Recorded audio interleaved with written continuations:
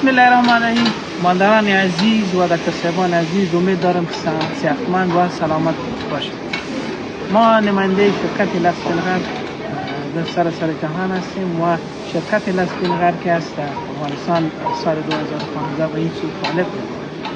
شرکت ما یکی از برای نمایندگی کوپکس موبیلیارد در افغانستان است که منشأ نسل موبیلیارد است. این نسل توانایی شیر برای توانایی شیر از 8,000 لیتر شروع تا به 12,000 لیتر شیر در 305 روز. این فارم شده آمده تقریبا این فارم ظرفیت در 305 روز برای 12,000 لیتر است.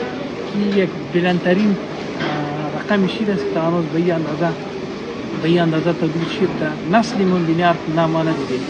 ولی کوپکس موبیلیارد که یک نسل برجسته است در جهان این خاصیت داره که به مو اندازه شیر تولید کنه. همزمان به تولید این مقدار شیر اینا از لحاظ ساختمان و از لحاظ پستان بسیار زیاد مقاوم هستند و غذای کم بسیار زیاد شیر بیشتر چیز میکنه، تبدیل میکنه. شما میبینید اینا چون خدمات برای دوشیدن گاو بسیار زیاد کم داره، از روبوت استفاده میکنه. دوم روبوت در صورت استفاده میشه وقتی که مثلا یک کس نتانه که پستان یک گاو بسیار بزودی تخلیه کنه، از روبوت ضرورت است. داشتن روبوت به یک فارم موبیلیارد به این معنی است که واقعا این فارم یا این گاوا این توانایی داره که مصارف روبوت پورا کنه و حداقل توسط یک روبوت باید دوشیده شود.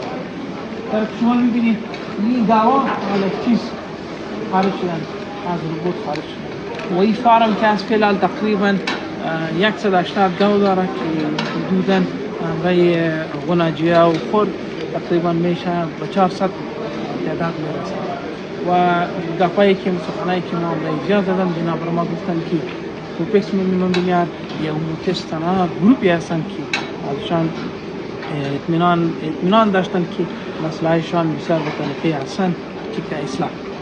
شما اگر میخواین که نسل موبیلیارد داشته باشید و نسل علیه موبیلیارد داشته باشید، کوپکس موبیلیارد انتخاب کنید. شکر.